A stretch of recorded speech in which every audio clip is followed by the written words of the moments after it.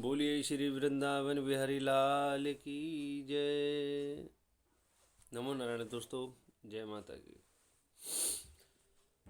जिस तरीके से मैं हर बार अभी तक आप लोगों के लिए कुछ खास जानकारी लेकर के आता था, भक्ति और भाव की बातें, उसी प्रकार से आज मैं फिर आपके सामने पेश हुआ हूँ। एक छोटी सी कहानी, एक छोटी सी कथा जो समझने वालों के लिए बहुत बड़ी उपलब्धि का रास्ता बन सकती है। बहुत सोच समझ के मैंने ये कथा को पढ़ा था, इसको मैं समझा, सो मैं आप लोगों के सामने कहने जा रहा हूँ। आई होप, मैं उम्मीद करता हूँ कि ये कहानी आपको बहुत अच्छी लगेगी। बहुत छोटी कहानी, ज़्यादा मैं आपका समय बर्बाद नहीं करूँगा।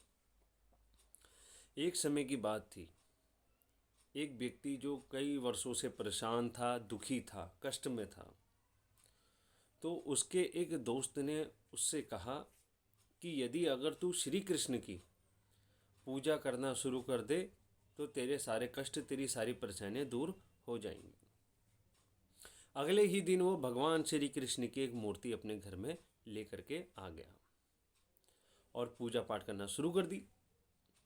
ऐसे पूजा पाठ करते करते करते करते कई समय गुजर चुका था, मगर उसकी ना तो कोई समस्या का समाधान हुआ, ना उसकी कोई परेशानी कम हुई। वो भी बेचारा दुखी था, संसारिक था, परिवार था, तो वो दुखी था।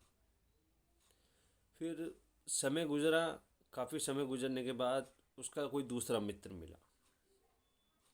दूसरे मित्र ने कहा कि तू माता काली की पूजा कर। काली माता सारे दुखों का नाश करने वाली है। अगर यदि तू काली माता की पूजा करेगा तो तेरी हर परेशानी का समाधान तुझे मिलना शुरू हो जाएगा। तेरे घर में बरकत होगी, उन्नति होगी, सुख समृद्धि होगी। तो अगले ही दिन वह काली माता की मूर्ति घर में लेकर के आ गया और नियमित रूप से माता काली की पूजा करने लगा। जैसे ही वो काली माता की पूजा करना शुरू करा तो उसने सोचा कि जो धूप, जो अगरबत्ती, जो दिया मैं काली माता को या उनके नाम का जलाऊंगा तो उसमें से खुशबू भगवान श्री कृष्ण भी ले लेंगे। ऐसा उसके मन में विचार आया। तो उसने वो श्री कृष्ण की मूर्ति ऊपर टान में रखी थी, जैसे मंदिर है, मंदिर के ऊपर टान है, वहाँ पर रख रखी थी। तो उसके मन में एक विचार आया कि धूप अगरबत्ती की खुशबू तो माता काली के नाम की होगी, मगर उसे कृष्ण भगवान सूंघ सकते हैं, सूंघ लेंगे। तो उस व्यक्ति ने क्या करा, उसने एक कपड़ा लिया, उस कपड़े को भगवान श्री कृष्ण के मुंह पे बांधने की कोशिश करी। जैसे ही वो उनका नाक और मुंह बांध रहा था, उसी समय भगवान श्री कृष्ण ने उसका हाथ थाम लिया, उसे रोक दिया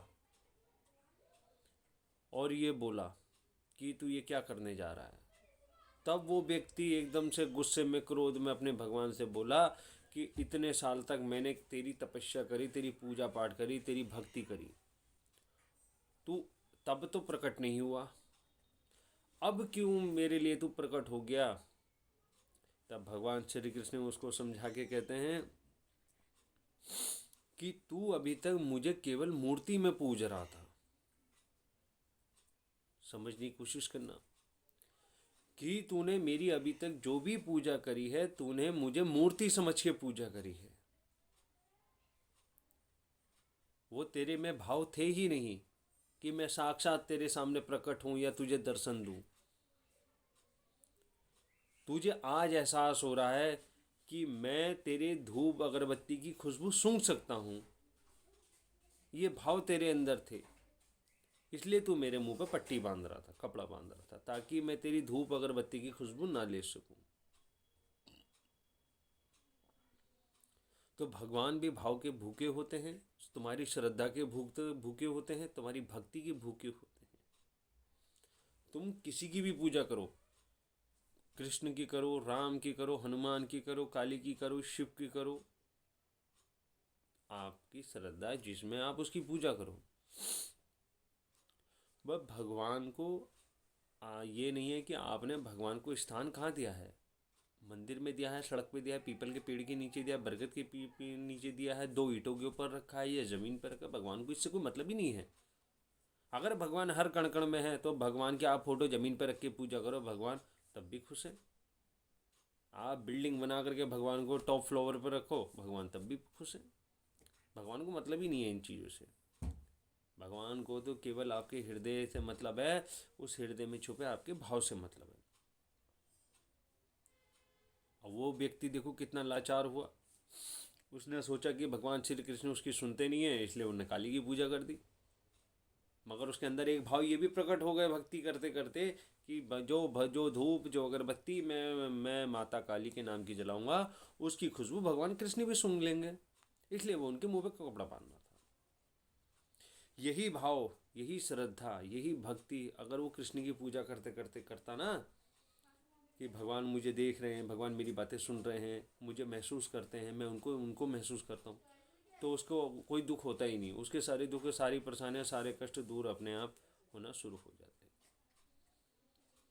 आप जिस भगवान को मानते हो उसमें ये आपको दिखाने की या यदि किसी कोई भी चीज़ को बताने की आवश्यकता नहीं है।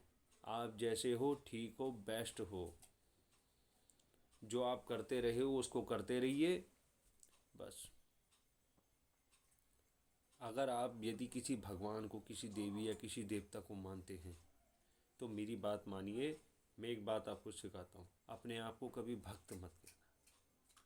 ये कहिए कि हाँ हमारी श्रद्धा उसमें है, हाँ हमारी श्रद्धा का विषय है, हम उनको मानते हैं, पूजते हैं, वो हमारे आराध्य हैं।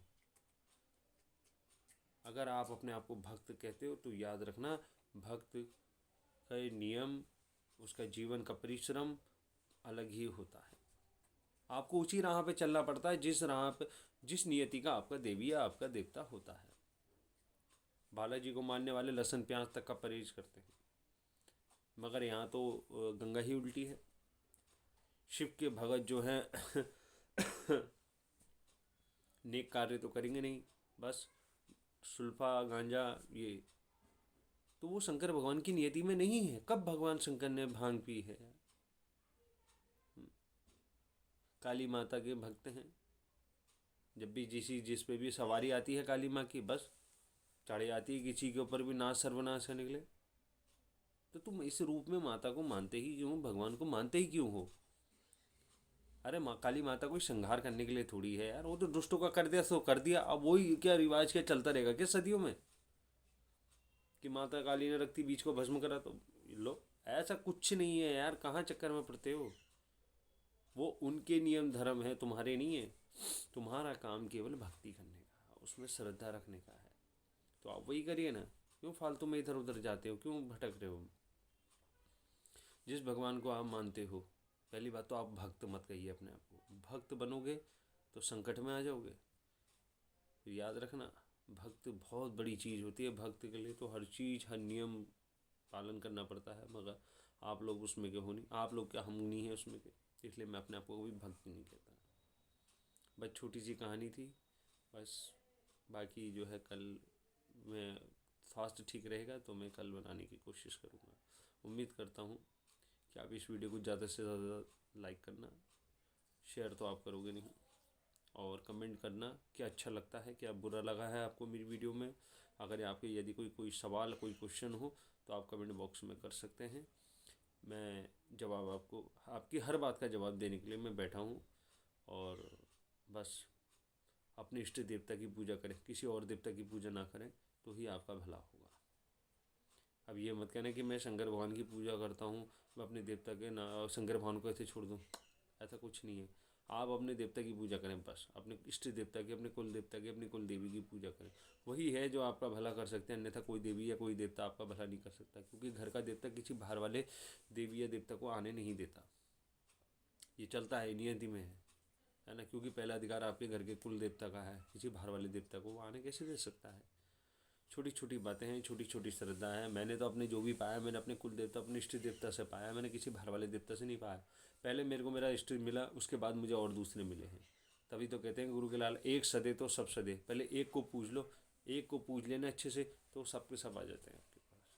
आशा करता हूँ कि ये वीडियो भी आपको बहुत अच्छी लगेगी, और लाइक करें, कमेंट करें। जय माता की, नमो नारायण, श्री राधे राधे।